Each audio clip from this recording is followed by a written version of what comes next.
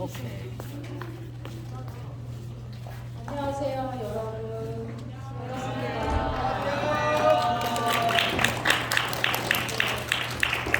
오늘 여러분들께 여기 나와 있는 대로 나답게 자유롭게라는 주제로 강연을 하러 서울에서 여기까지 왔어요. 산남도 물 건너서 왔는데 이렇게 와서 저는 오늘 이렇게 서울에서 온 김연준 강사라고 해요. 제 이름은 뭔가 보이시한 느낌이 들지만 여자라는 거 알아주시면 감사하겠습니다. 그리고 저는 이번에 나답게 자유롭게라는 이번 강연을 통해서 여러분들이 자기 자신에 대해서 잘 알고 또 고등학생의 신분이시지만 그 안에서도 자유롭게 살아가시길 바래서 그 방법에 대해서 알려드리려고 합니다. 네, 제가 지금껏 이렇게 강연을 많이 돌아다녔는데 나에 대해 잘 알기, 네, 이 강연 주제가 강연장에서 가장 인기 있는 주제였어요. 그만큼 나에 대해 알기가 어렵기 때문이죠. 여러분 단체 사진 찍어보신 적 있죠? 네. 단체 사진 찍으면 우리가 가장 먼저 뭐부터 볼까요?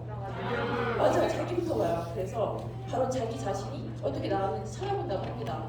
네. 나에 대해 알고 싶고 내가 가장 중요하기 때문이죠. 그래서 그러면 이제 나답게 자유롭게라는 주제로 강연을 시작하기 전에 저에 대해서 간단히 말씀드리면 저는 지금은 32살이지만 26살에 소설로 데뷔를 했었는데요. 시작 경력만 하면 이제 14년입니다. 저는 글을 쓴 게 고등학교 2학년 때부터였어요. 여러분의 나이죠. 예, 그때부터 했는데 그래서 저는 그때부터 꿈이 있던 아이였던 거예요. 예. 근데 지금 제 앞에 앉아 계신 분들 중에서는 꿈이 있으신 분도 있고 없으신 분도 있으실 거라고 생각해요. 혹시 여기 초록색 옷을 입으신 분 꿈이 뭐세요? 가수요. 아, 가수요? 아, 그럼 옆에 계신 분은요? 작가요? 또 옆에 계신 분은요? 없어요. 없어요. 맞아요. 없는 분도 있으실 거예요. 그래서 이렇게 꿈이 있으신 분도 있고 없으신 분도 있으실 거라고 생각해요. 그래서 여러분들께 이렇게 제가 잠시 꿈에 대해 이야기해드리자면 저는 꿈이 있던 학생이었잖아요. 근데 성인이 되어서도 또 하고 싶은 게 또 바뀌었어요. 네, 그래서 제가 생각하기에 꿈은 계속해서 변하는 거라고 생각을 해요. 그러니까 아직 꿈이 없다고 벌써부터 심각하게 고민하실 필요가 없다고 생각해요. 꿈이 없다고 불안해하지 않아도 될 것 같아요. 매일매일 열심히 살다 보면 꿈이 생길 수도 있다고 생각하고 벌써부터 꿈을 정할 필요가 없다고 생각해요. 그리고 제 꿈은 작가였지만 이렇게 강연까지 하게 될 줄은 그때는 몰랐었죠. 그래서 사람은 평생 한 가지 일만 하고 살진 않구나, 그런 걸 제가 알게 됐어요. 그러니까 매 순간 모든 일에 열심히 최선을 다하시면 그 모든 순간이 꽃봉오리가 돼서 여러분들의 미래의 자양분이 될 거라고 생각을 합니다. 그래서 저는 고등학생 때의 꿈은 작가였지만 지금 현재는 한 달에 약 30명의 학생들이 개인 강의를 하고 있고 이렇게 단체 강연도 종종 나가고 있습니다. 그러면 꿈에 대해 좀 더 본격적으로 이야기해 볼게요.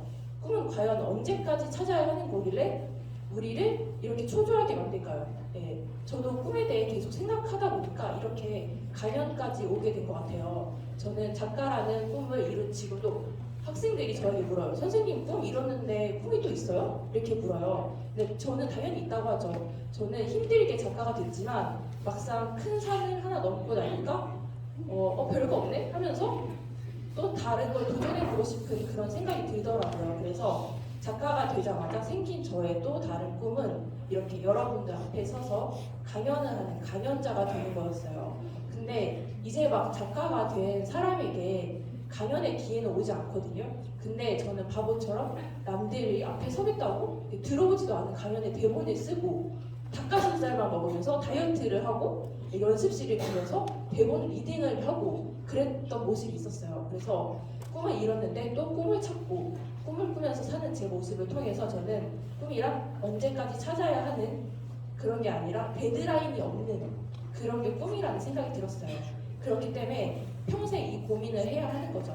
그래서 여러분들이 너무 꿈이 없다고 해서 고민을 하거나 스트레스를 받지 않아도 좋을 것 같아요. 꿈이란 있다가도 바뀌는 거고 꿈이란 하나의 정해진 틀이 아니라고 생각합니다. 네. 그렇다면 스트레스를 받지 않고 꿈을 찾기 위한 방법으로 어떤 것이 있는지 볼게요. 나의 꿈을 찾기 위해서는 어떻게 해야 할까요?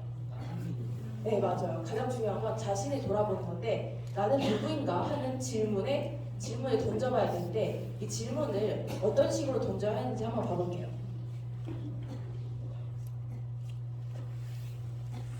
나는 누구인가라는 질문에 대답을 하라고 하면 여러분은 뭐라고 하고 싶으세요? 혹시 대답할 수 있는 분 있으실까요? 네, 선뜻 대답이 안 나옵니다. 그래서 아마 답하기가 쉽지 않을 거예요. 여러분들은 특히나 지금 계속해서 잘하고 있기 때문에 어제와 오늘 중 어느 게 진짜 나지? 그런 생각이 들 수가 있어요. 그래서 여러분은 지금 신체적으로도 또 정신적으로도 변하고 있습니다. 그렇다면 자신을 안다는 건 어쩌면 불가능한 일일지도 모른다는 생각이 들어요, 저는. 그래서 너 자신을 알라. 혹시 이 문장 들어보신 분 있죠? 네. 최초로 이 문제를 좀 더 분명하게 탐구하려고 한 사람은 소크라테스였어요. 여러분이 아직 어떤 사람이 되고 싶은지, 어떻게 살고 싶은지 잘 모르고 있다면 나는 누구인가? 네, 이 질문은 정말 중요하다고 생각을 해요. 그래서 왜냐하면 이 질문이 여러분의 생각이나 그리고 생활을 좀 정리해 줄 수 있기 때문이에요. 그래서 이 질문은 여러분이 남들과 똑같은 인간이 되는 걸 피하게 해주고 여러분의 성격을 명확하게 파악하려고 할 때 필요합니다. 그래서 소크라테스는 이 질문에 답하려면 반드시 자기 자신의 내면을 들여다보아야 한다고 했어요. 내면을 알기 위해서는 어떤 방법이 있을까요? 제가 생각하기엔 간단하게 일기를 쓴다던가 뭐 여행을 한다던가 그런 방법이 있을 수도 있을 거라고 생각해요. 하지만 문제는 우리가 끊임없이 변하고 있다는 거죠. 그래서 자신을 안다는 게 어려운 거예요. 여러분의 인생도 변화하는 거지 딱딱하게 굳는 게 아니라고 생각합니다. 네, 소크라테스는 자신보다 지혜로워 보이는 사람들을 만나서 평생도록 대화를 했어요. 그러면서 자신과 상대가 무엇을 알고 또 모르고 있는지를 확인해가면서 자기 자신을 끊임없이 그렇게 알려고 노력을 했어요. 그래서 저는 자기 자신을 알려면 자기 자신과 끊임없이 대화를 하는 시간을 가져야 한다고 생각을 해요. 그래서 저는 일기를 써보면서 자신을 알아가는 시간을 가져봤으면 좋겠어요. 요즘은 일기를 일기장에만 쓰는 건 아닌 것 같아요. 저 때는 좀 제가 나이가 여러분들보다 훨씬 많지만 저 때는 싸이월드가 있었어요. 저 고등학생 때 그때 싸이월드에 보여지는 일기를 썼었는데 그러면 친구들이 읽고 포도알 스티커 한 개씩 붙여주고 그랬어요. 네, 그래서 요즘은 인스타나 블로그에 노출시키는 일기도 쓸 수 있을 것 같아요. 그래서 굳이 일기장이 써야만 나를 찾아가는 과정은 아니라고 생각해요. 하다못해 여러분들 카카오톡 프로필 자주 바꾸시죠. 그렇게 프로필에 자신의 기분을 표현을 해도 다 나를 알아가는 과정이라고 생각을 해요. 그래서 나를 알아가는 과정이 너무 딱딱하게만 느끼지 않으셔도 좋을 것 같습니다. 그리고 여러분 혹시 에세이 책 읽어보신 적 있으세요? 네. 혹시 어떤 거 읽어보셨어요, 다들? 기억나는 거 있으신가요? 고양이 키우는 거예요. 고양이? 네. 아, 네. 또?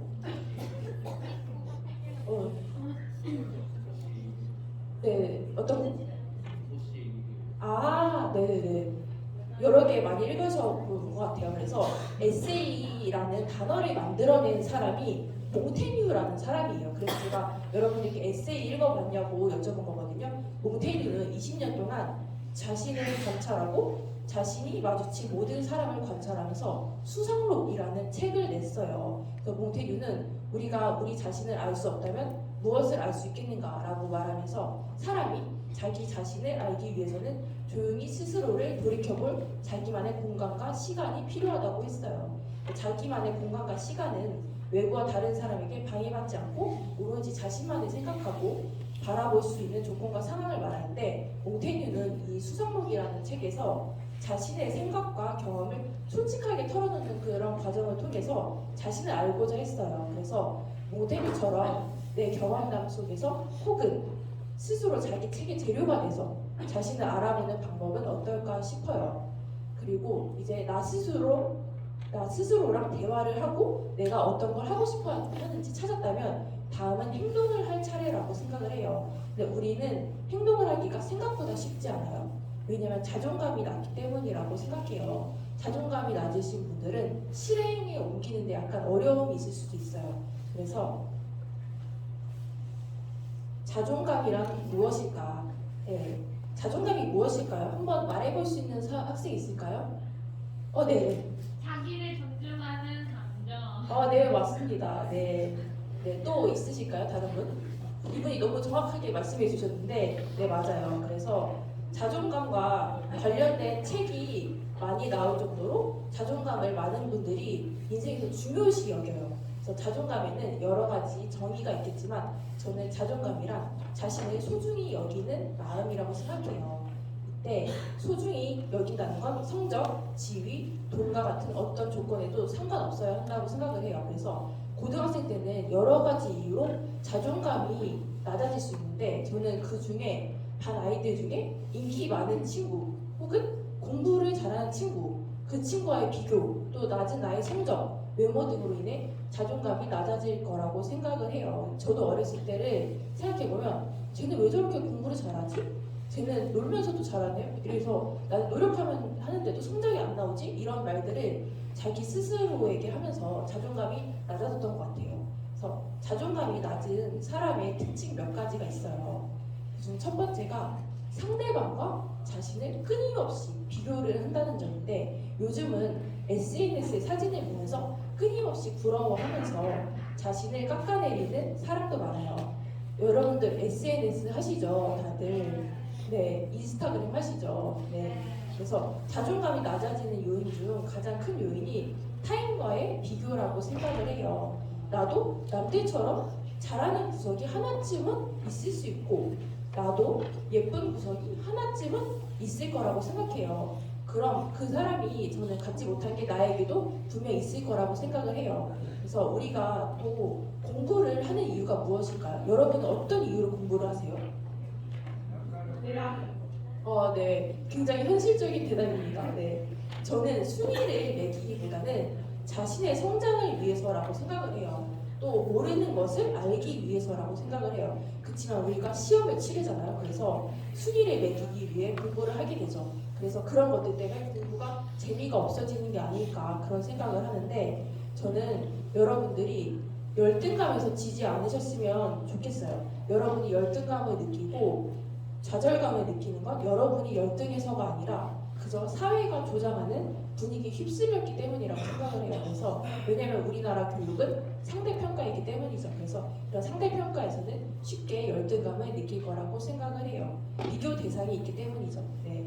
고등학생 때의 성적순이 인생의 성적순은 아니거든요. 여러분들이 아직 고등학생이시지만 지금 뭐 유명하신 분들 보면 학창시절에 공부를 못했던 분도 많아요. 그래서 공부를 못했어도 다른 특출난 걸 잘하는 사람이 있을 수 있고 또 운동을 잘한다거나 노래를 잘한다거나 춤을 잘 춘다거나 네, 그런 분들이 있을 거라 생각해요. 또 자존감이 낮은 사람의 두 번째 특징 다른 사람의 시선을 지나치게 신경 쓴다. 네, 그래서 타인의 시선에 지나치게 의식해서 행동하고 자신의 가치를 과소평가하기보다는 저는 나 자신에게 관심을 두는 게 어떨까 하는 생각을 해요. 가끔 정말 남의 신경 안 쓰고 사는 이른바 마이웨이 친구들이 있어요. 예, 세상은 나를 중심으로 돌아간다. 예, 그런 친구들이 저는 차라리 재밌고 부럽더라고요. 그래서 남의 신경을 쓰지 않고 자신의 개성을 표출하면서 살아보는 것도 나쁘지 않을 거라고 생각을 해요. 그래서 예를 들어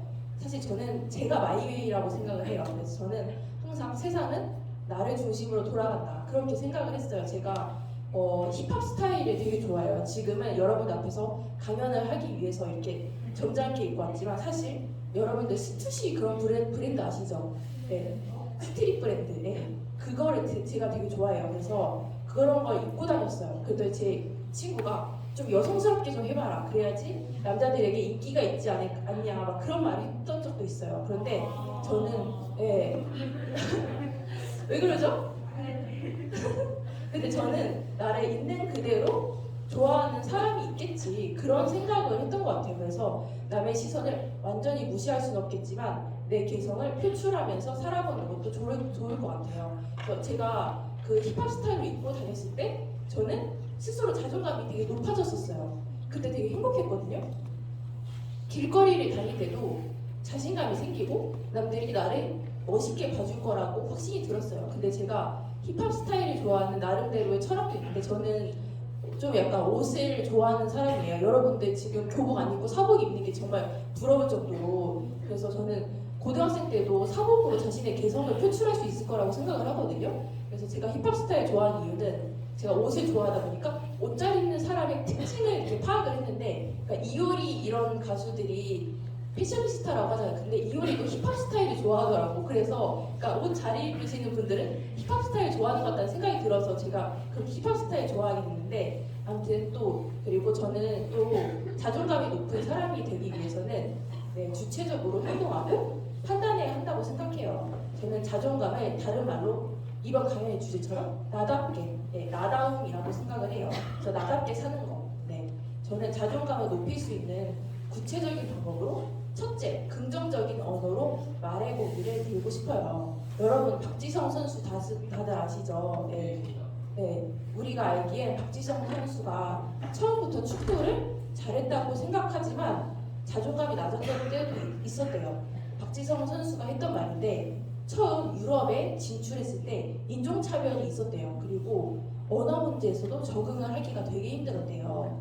근데 그 안에서도 자기 스스로 이제 또 자기 실력에 비해 낮은 실력을 보여줬대요. 자존감이 낮아서. 근데 그때 어떻게 극복을 했냐면 자기가 패스 한 번을 잘했다고 거봐 나 할 수 있잖아, 나 잘하잖아, 이렇게 스스로에게 말을 했대요. 그래서 패스 한 번은 사실 축구 선수에게 정말 작은 사소한 일이잖아요. 근데 그런 작은 사소한 일부터 긍정적으로 이야기해보는 거, 예를 들면 아침 일찍 일어나는 거, 그런 게 자존감의 상승으로 이어질 수도 있다고 생각을 해요. 저 같은 경우는 프리랜서지만 회사원처럼 일하고 싶어서 매일같이 새벽 6시에 일어나서 회사원이 저희 언니보다 더 빨리 집에서 나오는데요. 학생들이 저 일찍 일어나는 거 다 알아요. 그래서 아침에 카톡 보내면 항상 제가 답장을 해주고 아침 일찍 학생들에게 그날 수업 자료를 그러거든요. 그래서 그런 저를 학생들이 칭찬을 해주기도 하지만 제 스스로를 칭찬하기도 해요.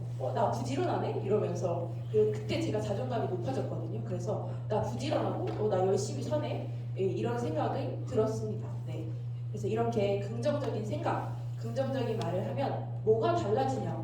그렇게 물으실 수도 있겠지만 심리학 용어 중에 긍정적 존중이라는 말이 있어요. 심리 치료사가 내담자의 장점을 강조하는 기법인데요. 단점보다 장점을 집중하도록 유도하는 건데 이 방법은 우리 일상생활에서도 적용할 수도 있어요. 이제부터 장점을 찾아서 한번 그 장점을 밝게 비춰보세요. 그리고 긍정적으로 믿어보세요. 자존감이 올라갈 거라고 생각을 합니다. 두 번째는 글을 쓰는 것인데요. 글을 쓰면서 자신만의 목소리를 내는 거예요. 예를 들면 저 같은 경우 고등학교 2학년 때부터 글을 쓰기 시작했다고 했잖아요. 반에서 글 쓰는 애가 저밖에 없었어요. 그럼 다른 애들이 와, 너 글 써? 이러면서 관심을 가져줬어요. 그래서 자존감이 많이 올라갔었고 주목을 받아서 내가 특별해지는 그런 기분이 들었던 것 같아요. 그리고 제가 글쓰기 대회에서 뭐 상까지 타와 그러면 더 관심을 가져줬던 것 같아요. 어떻게 보면 저는 고등학생 시절에 그 다른 친구들에 비해 자존감이 더 낮았을 수도 있어요. 그래서 특별한 내가 되고 싶어서 그런 방편으로 글을 썼던 것 같기도 합니다. 그래서 글을 쓴다는 것은 자기 표현 수단이 생기는 거잖아요. 그래서 글을 쓴다는 것은 자기 표현의 방식이 될 수 있다고 생각을 해요. 누군가에게 꼭 보여주지 않아도 자신의 존재감을 확인하게 될 거예요. 그래서 머리가 복잡할 때 생각을 정리하기 위해 글을 써보는 거예요. 근데 글을 쓰면 그것들을 적기만 해도 생각을 제대로 마주할 수가 있다고 생각을 합니다.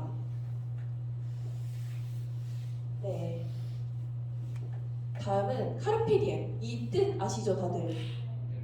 현재를 즐겨라.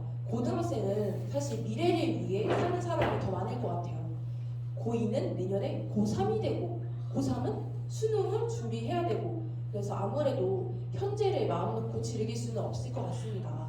그럼에도 불구하고 저는 현재를 즐기시라고 말씀드리고 싶어요. 저는 여러분이 현재 시제로 살아가셨으면 좋겠어요. 현재를 사는 사람이 있는가 하면 미래를 사는 사람이 있는데 둘 중 어느 쪽이 더 많으냐고 물으면 당연히 미래를 사는 사람이 많을 거예요. 그런데 미래를 위해 산다는 것은 현재를 포기한다는 말과도 같습니다.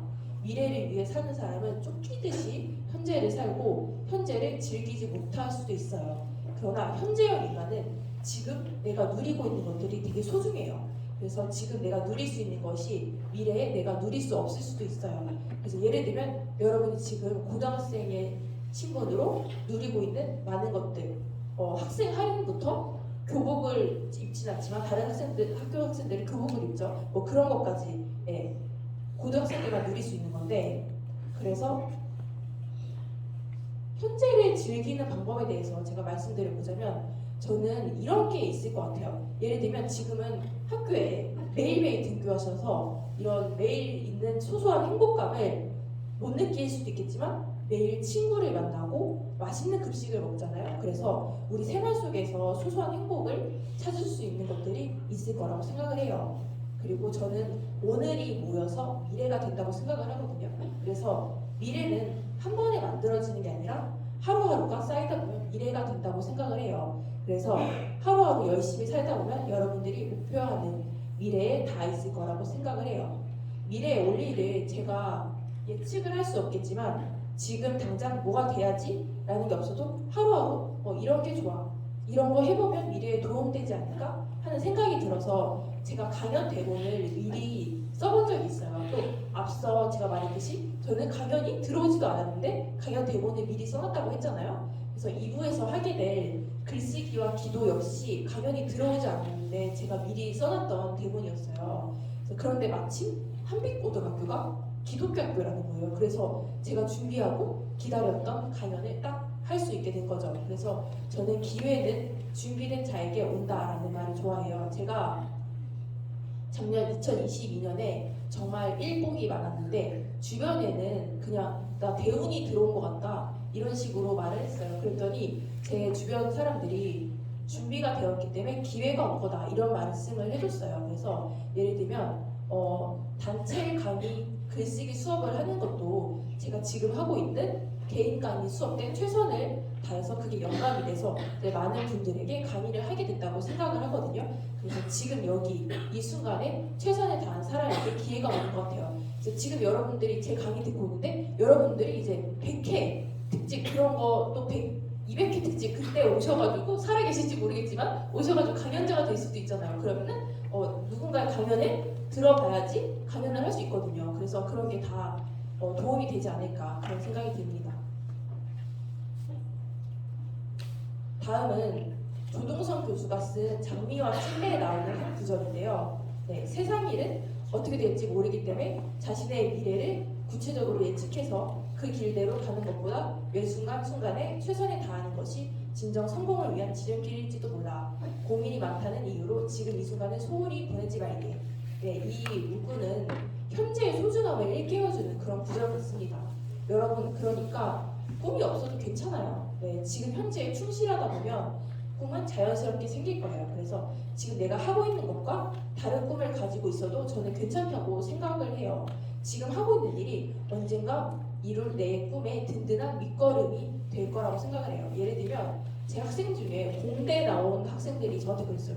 나는 공대를 나왔는데 선생님 저 공대 나왔는데 글 쓸 줄 몰랐어요 이래요. 그래서 사람의 인생은 정말 어떻게 될 줄 모르는 것 같아요. 그래서 근데 그런 분들은 글과 전혀 상관없는 공대에 다닐 적에도 공대에서 수업을 열심히 들어서 공대에서 배운 걸 글에 접목시키셨어요. 그래서 멋진 SF 소설을 쓰시고 그랬습니다. 그래서 저는 지금 여기 이 순간에 최선을 다하자는 말을 하고 싶습니다.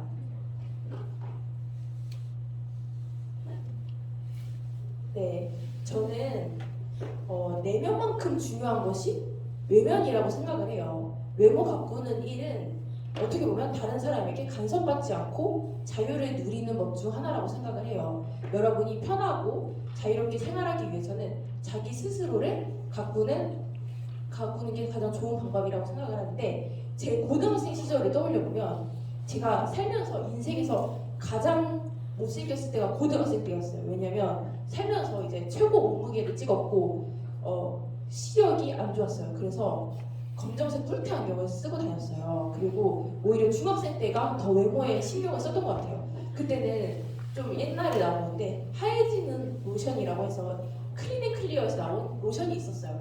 그거랑 비비크림이랑 파운데이션 이런 거 바르면서 중학교 때부터 화장을 하고 다녔고 심지어 안경도 안 썼고요. 렌즈도 선크렌즈 끼고 다닐 정도로 그랬어요. 그러다가 고등학생 때 이제 바쁘다는 핑계로 외모에 대한 끈을 놓아버렸어. 그렇다고 이제 외모에 치장을 안 했다고 해서 성적이 잘 나온 것도 아니었어요. 그래서 제가 꾸몄을 때랑 안 꾸몄을 때 남들이 대하는 태도도 달라졌어요. 꾸미고 학교에 온 날에는 남학생이 저한테 먼저 매점에라도 같이 가자. 같이 다니기 창피하지 않으니까 그런 식으로 얘기했던 것 같아요. 그래서 생각해보니까 고등학생 때가 그래서 자존감이 제일 낮았던 것 같아요. 저는 매일 거울을 볼 때마다 나 스스로를 포기했구나 막 이런 생각까지 들었어요. 그런데 자신을 소중히 여긴다면, 자신을 소중히 여기고 싶다면 당장 꾸미는 일을 시작해보면 좋을 것 같다고 생각을 해요. 되게 원래 학생 때는 외모에 신경 쓰지 말고 공부만 해라 그런 말을 하는데 저는 생각이 조금 달라요. 내가 모습과 태도를 달리하면 남들이 나를 대하는 태도도 변하고 그리고 어떻게 변하는지를 배우는 것도 중요한 공부인 것 같다고 생각을 해요. 그래서 이 또한 자기 자신을 알아가는 과정의 일부라고 생각을 합니다. 나를 가꾸고 소중히 대하면 남도 나를 그렇게 대할 거예요. 그리고 여러분들 요새 TV에 나오는 오은영 박사 아시죠? 네, 오은영 박사가 이제 청소년들이 메이크업을 하는 걸 부정적으로만 보면 안 된다는 말을 했더라고요. 그래서 메이크업을 하면은 자기 만족감이 상승해서 더군다나 학업 성적도 올라갈 수 있다고 했어요. 틴트나 톤업 크림 그런 걸 바르면 안색이 환해지죠. 그러면 안색이 환해진 것 같을 때 자기 만족감이 상승을 한다고 했어요. 또 메이크업을 한다는 건 되게 부지런한 일이거든요. 그래서 부지런해야 가능한 일이라면서 이런 과정을 하는 사람은 다른 영역에서도 열심히 할 가능성이 높다고 했어요. 실제 제가 지나고 보니까 이 말이 진짜 맞는 것 같더라고요. 현재 저도 글을 쓰려고 카페에 갈 때 아무도 나를 보는 사람이 없을 거 아니에요? 근데 너무 행색이 너무 추리하면 자신감도 떨어지더라고요. 그래서 아무도 나를 안 보는데 화장을 곱게 하고 글을 써봤던 적이 있었어요. 자존감이 높아져서 좋은 작품이 나왔던 것 같아요. 그래서 이렇게 외모를 바꾸는 건 자존감을 높여 삶에 긍정적인 효과를 가져다 주는 것 같습니다. 네, 관계. 우리가 타인과 관계를 맺어가면서 사는 것도 자기 자신을 알 수 있는 방법이라고 생각을 해요. 만약 여러분이 자신을 잘 알고 싶다면 그렇다면 관계를 만들어가면 됩니다. 여러분들 중에 스스로가 왕따라고 생각하는 분들이 있지만은 실제로 진짜 친구가 없는 분은 없을 거라고 생각을 해요. 네, 그래서 철학자 에마뉘엘 레비나스는 이렇게 말했어요. 중요한 것은 나 자신의 존재가 아니다. 그것은 타인의 존재다. 만일 타인이 여러분의 모습을 비춰주지 않는다면 우리는 결코 자기 자신이 누군지 알지 못할 거예요. 예를 들면 여러분이 상대방과 함께 말과 행동을 할 때 여러분의 성격이 드러나거든요. 상대방의 말을 잘 들어주는 사람이 있는가 하면 무시하는 사람도 있고 그런 모습을 통해서요. 그래서 자기를 알기 위해서는 행동하고 반응하고 서로 연대하는 법을 배워야 한다고 생각해요. 네, 이 문구 어디서 많이 본 것 같지 않으세요? 네. 우리 한빛고등학교 인형 중 하나가 이웃사랑이잖아요. 그렇죠? 그래서 네 이웃을 네 몸과 같이 사랑하라. 비기독교인조차 알고 있을 만큼 유명한 말씀인데요. 저는 이 말이 자신과 타자와의 관계를 말한다고 생각해요. 그래서 이 말을 여러 가지 뜻으로 해석할 수 있겠지만 저는 이렇게 생각했는데 우선 이 말을 현실적으로 실천하려면 어떻게 해야 할까 저는 조금 처음에 막막했거든요. 그래서 내 이웃을 나 자신과 같이 사랑하려면 어떻게 해야 하는지 고민한 결과 조금 와닿는 저만의 문장을 찾았는데 내 이웃의 일을 나의 일처럼 여겨라. 네, 이렇게 해석하는 법도 있을 것 같아요. 이렇게 생각하면 조금 더 구체적이게 와닿아요. 그래서 이웃사랑을 하라는 말을 들으면 쉽게 와닿지 않는 것 같은데 그래서 더 실천적인 단어로 바꿔 생각한 결과인데 이웃사랑을 실천하는 행위를 대입해서 문장을 만들다 보면 또 다음과 같은 문장이 만들어져요. 네. 내 이웃의 아픔을 내 자신이 아픈 것처럼 여겨라. 네 이웃의 기쁨을 내 자신이 기쁜 것처럼 여겨라. 그리고 이러한 문장을 표현하는 단어가 있는데 감정이입 또는 공감이라고 생각해요. 저는 예수님께서는 우리에게 공감이라는 사랑의 표현을 원하셨던 게 아닐까 해요. 그래서 지금 옆에 앉아있는 친구들을 보면 그 친구가 기뻐할 때 아 그런 일이 있었구나 하면서 이렇게 해주는 말 한마디도 공감이라고 생각을 해요.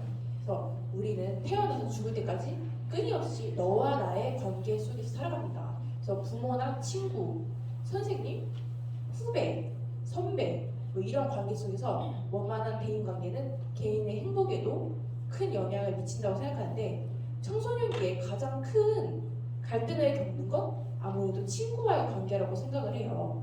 건강하고 좋은 친구 관계를 맺는 건 평생에 훌륭한 인생 멘토를 갖게 되는 것과 같은데 특히나 고등학생 때의 친구는 성인이 돼서도 평생 간다는 말이 있는데 지금 제 나이 정도 되시는 분들은 이제 초등학생 때 친구는 안 만나고 중학생 때 친구도 안 만나고 고등학생 때 친구를 많이 만나더라고요. 그렇게 평생 간다는 말이 진짜 맞는 것 같아요. 그래서 청소년기의 친구 관계는 자존감 형성에 결정적인 영향을 미치는데 초등학생 때는 이제 주로 부모에게 인정을 받고 관심을 받으려고 했다면 청소년기에는 그 대상이 이제 친구로 옮겨서 부모보다 친구와 활발하게 상호작용을 하고 친밀감과 신뢰감이 쌓아가기 때문이에요. 그래서 10대 청소년기는 평생의 친구를 만들 절호의 기회라고 생각을 해요. 저는. 그래서 친구는 세상을 살아가는데 도움이 될 뿐만 아니라 자존감을 키우는 데도 도움이 돼요.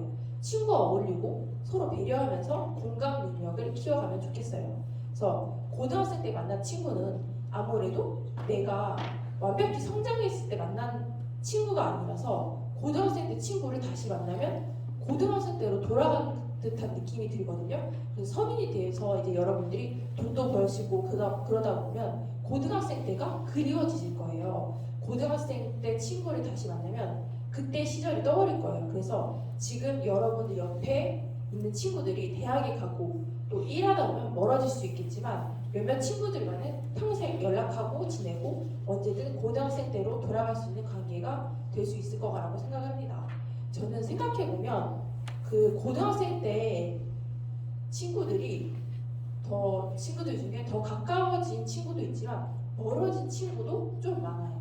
왜냐면 멀어진 친구를 떠올려보면 서로 거리감이 없어서였던 것 같아요. 그래서 너무 친하다고 허물없이 굴어서는 안 돼요. 그래서 이 친구가 이 말에 상처받지는 않을지 그런 거리를 두고 고민해 봐야 하는 것 같아요. 그래서 네, 저는 아무리 친한 친구 사이에도 적당한 거리가 있어야 한다고 생각해요. 거리감은 관계에 익숙하면서 비롯되는 무례함을 방지할 수 있다고 봐요. 그래서 아무리 가까운 사이여도 늘 말을 조심해야 하고 행동을 조심해야 한다고 생각을 해요. 우리는 누구나 혼자만의 독립된 공간을 갖고 싶어 해요. 그래서 그래야지 세상을 살아갈 힘을 다시 마련할 수 있기 때문인데 사람은 누구나 자신만의 고유한 시간과 공간이 필요하듯 관계에서도 여유의 공간이 필요하다고 생각을 합니다.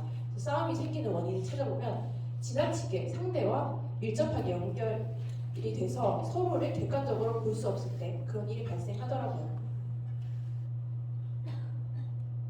네, 이제 하고 싶은 꿈을 찾고 내면 깊이 숨어있는 잠재 능력을 세상 밖으로 끌어내기 위해 해야 할 일은 매일 생활을 점검하는 것이라고 생각을 해요. 그래서 무의미하게 하루를 보내지 말고 공부든 독서든 여행을 하면서 나의 감정이 어땠는지 살펴보는 것도 좋을 거라고 생각하는데 저는 그래서 일기 쓰기를 추천해 드리고 싶어요. 혹시 일기 쓰시는 분 있으실까요? 생각보다 많네요. 네, 저는 두 가지 일기 쓰기에 대해서 말씀드려보려고 해요. 여러분들의 나이 때는 이제 꿈이 없으면 꿈을 찾으면 되고 뭘 좋아하는지 혹은 잘하는지 모르면 또한 찾으면 돼요. 그래서 여러분들의 나이 때는 잠재 능력을 발견하는 시기인데 그래서 저는 하루에 잘한 거 세 가지를 적는 진로 일기를 써보는 것을 추천드리고 싶어요. 잘하는 것과 좋아하는 것이 뭔지 모른다면 하루 생활 중에 잘한 일, 예를 들면 일찍 일어나고 일찍 잔 거, 또 즐거웠던 일, 또 슬펐던 일, 새로 알게 된 거, 세 가지만 적어보는 거예요. 그래서 일상의 일을 정리하다 보면 잘하고 좋아하는 게 눈에 보일 수 있다고 생각을 해요.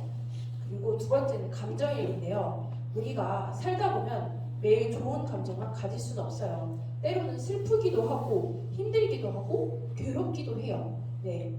그래서 그 감정들이 일어났을 때 어떻게 대처해 나가는지 곰곰이 생각해 볼 필요가 있다고 생각하는데 감정일기는 나를 만나는 시간을 갖기 위한 도구 중 하나인데 나의 감정을 이해하게 될 뿐만 아니라 불편한 감정들이 매일매일 이어질 때 감정일기를 다시 읽어보면서 그때는 어떻게 견디었는지를 살펴볼 수 있을 것 같아요.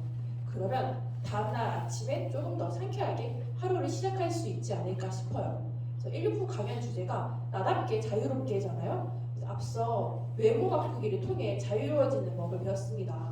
그 외에도 또 어떤 것들이 있는지 볼게요. 우선 하지 않을 것 선택하기. 우리는 가끔 인터넷과 멀어져야 할 때도 있는 것 같아요.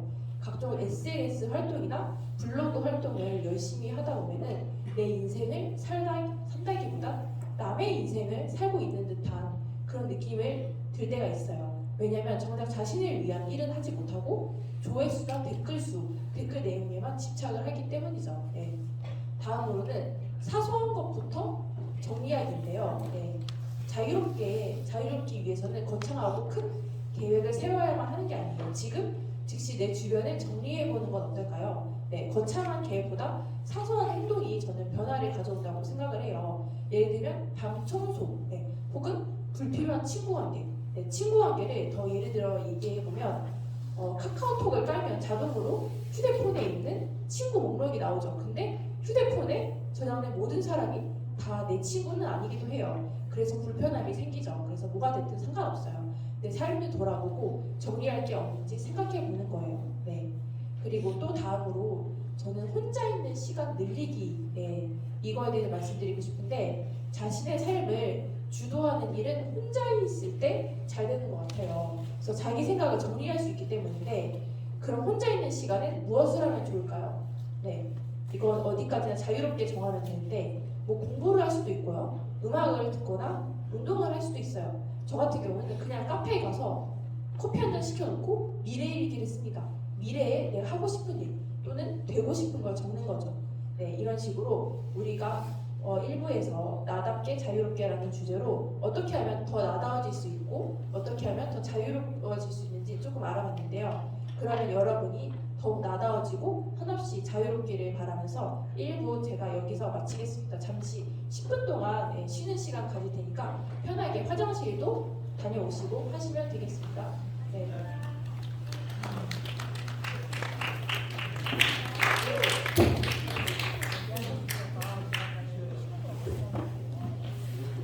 그 10분 쉬는 시간 가질 건데요. 우리 좀 넉넉하게 20분에 다시 이 자리